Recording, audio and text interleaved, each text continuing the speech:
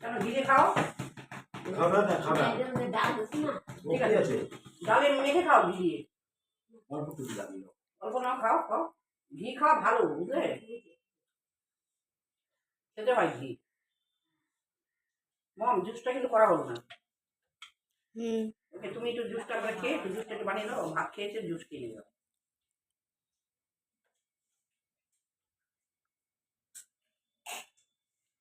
দুপুরবেলা খাওয়া হচ্ছে আজকে খুব শর্টকাট। আজকে ডাল, ঘি, আলু সেদ্ধ। সময় পেলাম না করার।